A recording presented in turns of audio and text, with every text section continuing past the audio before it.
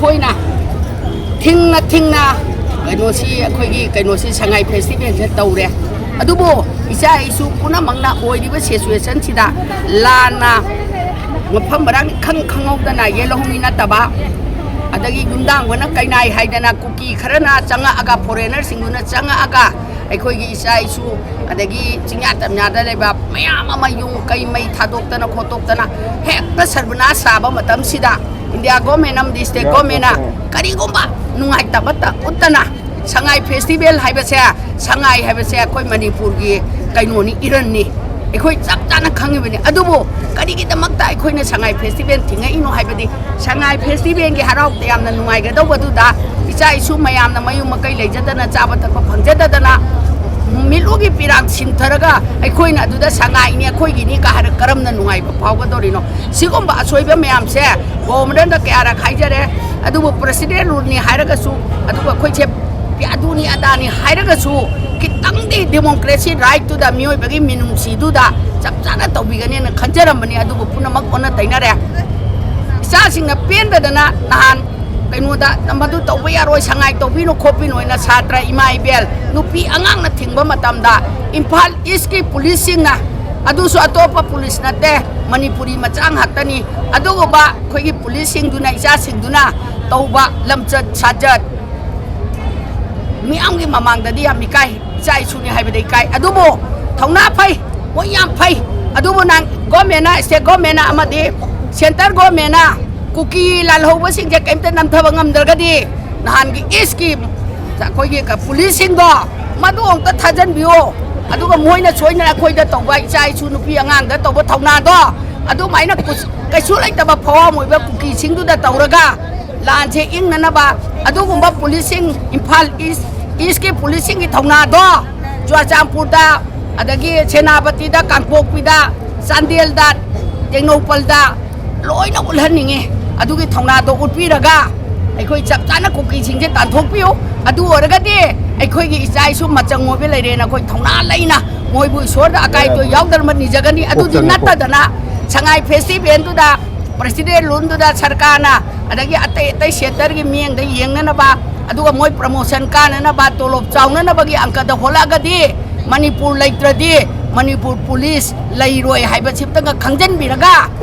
अदुगा मसिगी पोस्टिंग से सुयाचापुरदा थादबो सोंया यारोय थौनाबा बसिगदो चेनबसु यारोय मदुदी कैमरादा वीडियोदा अदगी मीडियादा लोय उरमनिना थौनाबा बसिगदो करिगुंबा मोइना कैता थौनाफा ngamdrgadi मतम खरदंगदी पोथाहनबियु मयुमदा अदुगा खितंग ट्रेनिंग अमा मपुंग फादबदो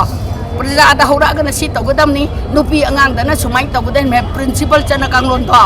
चना पथातो अदु फाजनंग तंग तंबिगु हाइबा वाफम सिंतगा थमजगे अदुगा अखोइगी ngasiगी तुंगी युमबिरे लोगेदबा इसासिंग अमा मयाम से ngasi अखोइ युमबिरे लोगेदबा इसासिंग से सुम जारकदौरे मरमदी कोकतुदा नुंगाइबा वखल अमता खलक्तना मामा मबेन मयुम मकई मई थार कान करंबा मचाननो आइगी युमुंगदा मई थादना कोइ कैता लेरक्तंगा आई चादुना कराइदा नोकदोइनो मियांगि थबक कमदौना तौंगदोइनो अदु ओरगदि सिगुंबा वखलोन मयाम से अमतंग उन्ना खंदबिरगा सिदे कोइ स्टेट की थबकने अदु उंबा लमलानबा कुकी सिंगदुना लागा मतम खरगी नेने तौरगा लैसननरगा आइगी युम ओइरगे अदुगा आई युम सिदा आइखोइ लैरनी मपु चलोइना तालगदि मदुदा state government अमदि centre government Tumin लैरगा शांति हाइबदि शांति ऐसिगी मीनिंग करिनो पीस ऐसिगी मीनिंग करिनो खंगरगदि आइगी पाइरिबा पोस्टुदगी खितंग नाथैबिरगा युमदा कुंबिरगा सही खरा था खरा ट्रेनिंग तौबियो हाइबा वाफम सिंतगा थमजगे अदुगा मोइना तौनिंगबा तौबा यारोय हौजिकते अखोइ नहांगोय अखोइ संगाई फेस्टिवल तौबदो नमदना तौरे प्रजा मियाम अमना सहयोग पीद्रे अदुगा लैपाक मियामगी ममांगदा अखोइदी तौरे ngam हाइबगी उलिदुदी कुकीदा उपियो गवर्नरदगी चिंबा अपील तौजगे गवर्नरना लुसिंगगा कइनोदा चटपियो अदुगा हाईवे सिंगसिदा हंगहलनी सोइदना हंगहलनी ना तौरकांदा कैप्ता हंगनदबा कुकीगी मखादा गवर्नर लैरबा स्टेट गवर्नमेंट लैरबा सेंटर गवर्नमेंट लैरगदी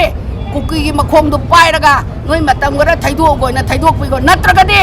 नोइना मंत्री एमएल ओइबदा नोइबुसु अखोइना फवाम दौना उरकनी सिबकी दबा मी क्या चलकनी กันไงบ้านลอยลำไรงั้นสัตว์ชนไรไงบริติชนั่นไรไงได้อีมาไอเบลเซงอ่ะความเจ็ดมาสิลางกับบริติชตานกี่ปะดออันดูไปคุยกันไรบางเส้นนิ่งตะบันไรบางเนี่ยนั่นตานปะดอตานแล้วก็เซปเรตคุยมณิปุรไรนั่นนะบะมีอามันน่ะช่วยกันนะต่อกันนี่ให้ไปแช่เงินสิ่งที่กบนัดอามาดิเซนเตอร์กี่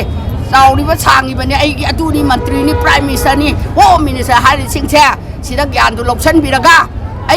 อิมุงอิจายสุดาชัวกันดิไอ้อิจานสีกระปะดอสีระกันดิตุมินันเลยไปยารอยตะปะดอมาดูกิเซติเมนต์ตุปุชลละกาเองน่ะตับนั่นเลยนั่นนะบักกุกีอิมิดาเลยขุดตะทาลูไฮเวย์จัดไปยาดริบสิ่งจะขุดตะจัดฮัลโหลงามวยตะบัลเลยก็ดีพร้อมทาดกวิวให้ว่าอภิลชิมตังไอ้เดี๋ยวไอ้ทงตะตังดีหลังกุนกินงานกิโดซีเบนเซ่ภาษามีอันนั้นสิ่งนี้ยานิ่งเดียบเซ่ดุงกุลีอันนี้เดี๋ยวเนี่ยกูเมนเนี่ยตัวแกแบบทับตีลอยนั่งงำตัวเองเซ่คุยว่ากันทำมุ้ยเดี๋ยวเลยเซ่ไอ้กินลอยเดียวจิเซ่พิอาร์มาทำเนี่ยกับบนั้นนะไปดิบปาวานี่นะมานะกุศลตัวบดเนี่ยลำบีคุดิมักเซ่ไม่กุศลเดี๋ยวลอยนะบุกจิสลายกันเลยอะดูก้าเขาจีช่างไอเฟสติวัลเซ่ไอ้ยุ่งกี่มังเดนี่ช่างไอเฟสติวัลตัวเฟสติวัลอะไรติงลิบะมันนี่ปูลิสอาร์มี่แคปเตอร์กันดิกันไอ้อามเซ่อุบะเนี่ยคุยทำมุ้ยใครเนี่ยมาดามดีกันดิกินเอาจ้ะIDP สิ่งที่จะมักทำมีเองอามาตัดสังเดอร์บ้างว่ากี่ว่าขลุ่นอามาตัดอะไรตระบ้างโฮมสวีทโฮมให้นะดิบันนี่มาดูกี่จะมักทำมายุ่งจะสับงาดูบุตรที่นะพูดกันเมียแล้วก็ฮัดกี่พวกเก่าที่บ้า police สิงห์อามาดิ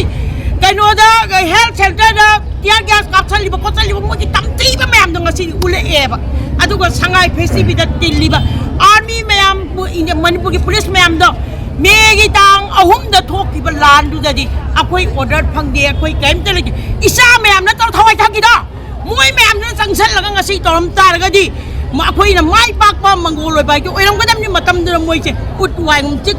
ก็ไม่น่าคุยดีออเดอร์พังกูรู้ดิบจริงนะออเดอร์ปีดีให้นั่นเลยคือตัวเมียมนั่นสักทีเนี่ยไอ้นายจันเป็นนั่นเองอาดูก็หงจิกสินะก็ทางไงเพรสมีแต่อะไรภาษาคุริตี้แม่มกูรักหางนั่น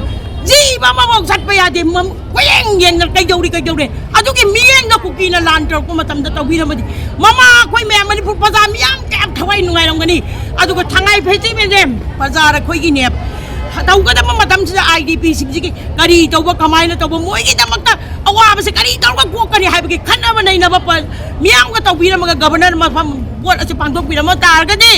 กับนั้นเสียมีนุ่งสิเลยบ้าภาษากี่ขันบ้าapa governor ni hai ba koi na kalam bayai adu bog jiki governor se modi ni makana le governor ni na modi na tauri ba thabak ko di ba to ma na to bane si tau hai ga to ko ngata ni hai ni ngai leite akoi ki Manipur ki baza me am je hong jiki gyan ta bi ro ngarang maglangon gi area da tauri ba sa thai di ba army ki thabak to PR le bi ki ne madu ki matam do mayam mamang da su monorama gi matam da taw ko re mayam taw ko re hai na ka di adu mayam dagi amuk hanjalak pagi lambi yamak ne adu na koi na lady ba pazar kuji mag chakan kuji mag se gyan tabiro sugum bathabak mayam se ngasi di ai yung da thoklo hai ni ngai leite adu na akoi amat na wai na apun ma ama wai na ne lemin na ga thabak kuji mag pai khat minas ya ina miyam da hai jari